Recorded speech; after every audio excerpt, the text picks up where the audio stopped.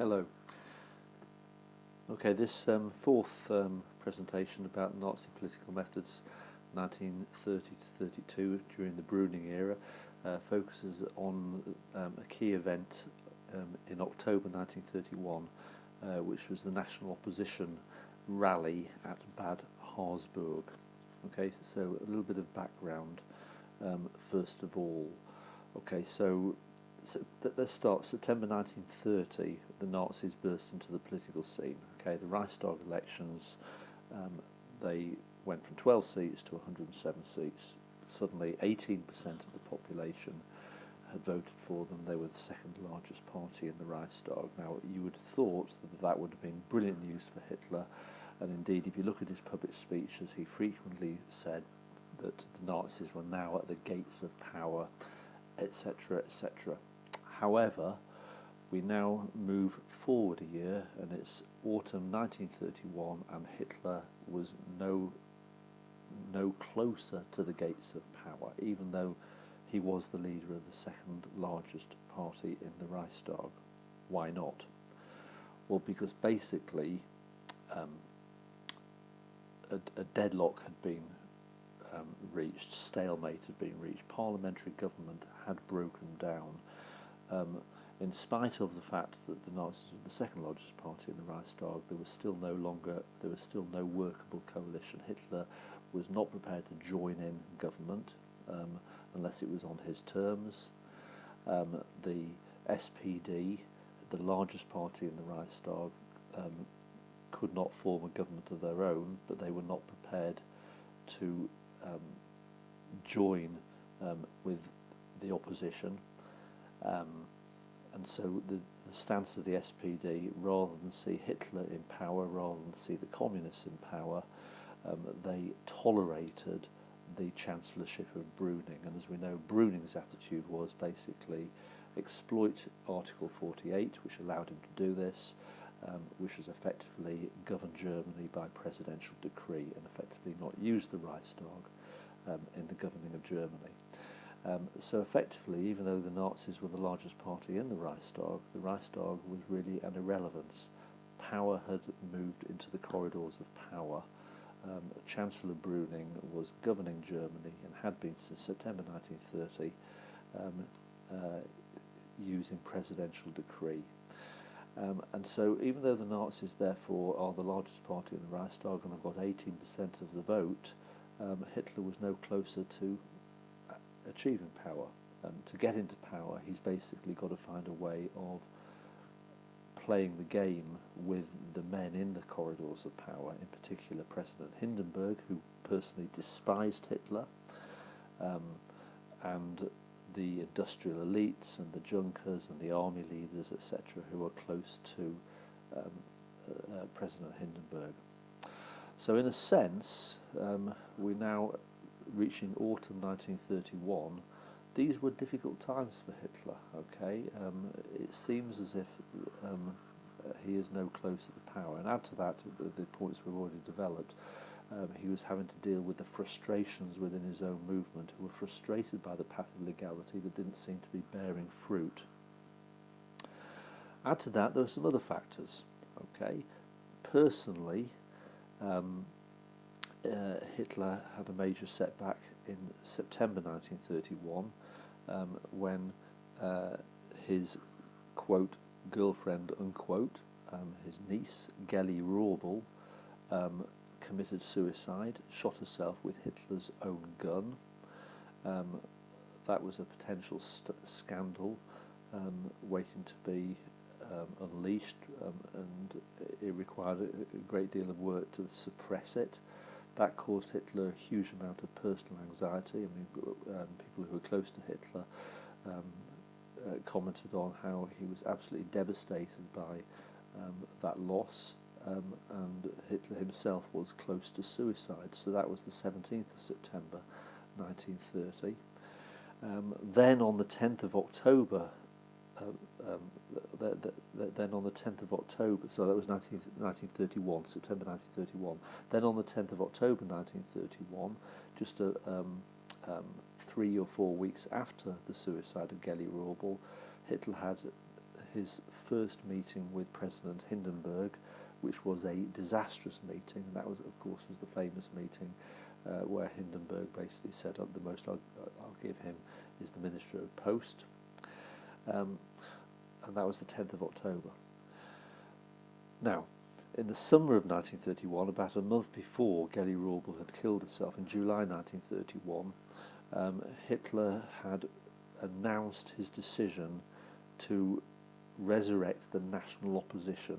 Now remember the national opposition, that was the big opportunity that was given to the Nazis just before the Wall Street crash in 1929, when Hindenburg, the leader of the German Nationalist Party, had approached Hitler to form a rallying together of all the extreme right-wing groups to vote against the Young Plan. Now, in July 1931, the summer of 1931, Hitler announced the decision to work with Hindenburg again to reform the national opposition to overthrow the existing system. So, jump forward, 10th of October, Hitler had his disastrous meeting with Hindenburg, which itself was just 3 weeks after the death of Geli Raubel. Things were on a really low footing. The day after that disastrous meeting with Hindenburg, the national opposition, the rallying together of the various right-wing formations happened. Now, it happened in the state of Brunswick at the spa town called Bad Harzburg. It was a huge rally. You've got to imagine a rostrum. Standing on the rostrum were the leaders, including Hitler, of all the right-wing formations. So Hitler standing there, Hindenburg, the leader of the German Nationalist Party, the various leaders of other right-wing pressure groups, such as the Pan-German League, the Stahlhelm, which was the steel helmets, the World War I Veterans Associations. All of these groups marching past their leaders who stood on the rostrum. Hitler needed to attend. Okay, why did he need to attend? Because he, as I said a minute ago, getting into power now is about presenting the right image to the conservative elites. Okay, the men in the corridors of power, and so standing there as part of rubbing shoulders with Hindenburg, even though Hitler couldn't stand him, rubbing shoulders with Hindenburg, the media tycoon, the leader of the German Nationalist Party, and all the other right-wing leaders, was seen to be important. And yet, Hitler was noticeably sullen and very, very uncooperative on that particular day. Now, in part that was personal. He was probably still fuming after the way he'd been thrown out of his meeting with Hindenburg the day before. In part, it's probably part of the grief of Geli Raubel. He was on definitely a low point, but it was very obvious that he was not happy standing on the rostrum, and we can see that because the SA, 225,000 of them marched past. I mean, it was a huge formation that marched past. They were the first of the groups to march past the rostrum, and behind them all the other right-wing groups, the Stahlhelm, the steel helmets, and so on. Yet Hitler stepped down from the rostrum as soon as the SA formation had passed. Okay, which was basically very rude to Hindenburg, his partner, and the other right-wing leaders, and he walked away. That evening, Hindenburg asked Hitler out for dinner, and Hitler refused to go for dinner with him. Okay, so why this behaviour?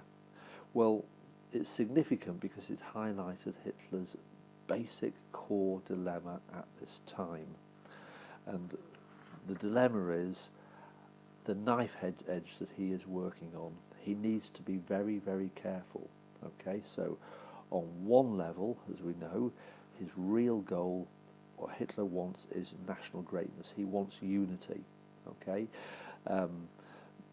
that can only be achieved, or that can only be achieved at this particular stage. Getting into power it can only be achieved by working with the conservative elites. He has to stick to his path of legality, of working with the conservative elites. As we said, it can't be achieved by class warfare. He has to be seen to be working with the rich, but it is a dangerous strategy, because the closer he works with the conservative elites, the more he will alienate the rank and file of his own party, in particular the old fighters, the members of the SA, who believe that Hitler is going back on his revolutionary goals. Now, Hitler is saying to them, I am not going back on my revolutionary goals. The revolution will happen once I am in power. But to get myself into power, I've got to stick with the course of legality. I've got to work with parliamentary politics. I have to shake hands with the capitalists. Therefore, we can't afford to be antagonising them. So Hitler needed to stand on the rostrum, because he's got to send that message to the men in power that he is working with them. But at the same time, he is embarrassed.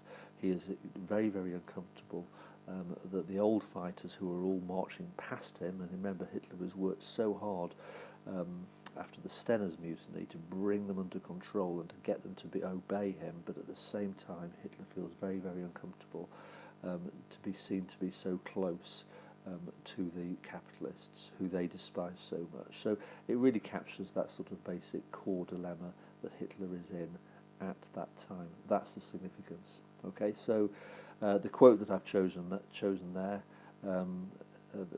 is from the British ambassador in Berlin, Sir Horace Rumbold, just 3 days after the Bad Harzburg meeting. Said, the National Socialist press publishes the speeches of the Nazi leaders, but only devotes half a column to Herr Hugenberg's speech, while the Stahlhelm, the steel helmets, are scarcely mentioned as participating.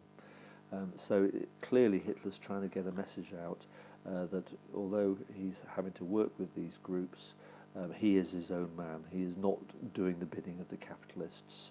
The Nazis are an independent organisation that are not working, that are not just simply having their strings pulled by other groups, which of course is what he is afraid people may view of him. It's certainly what the SA viewed.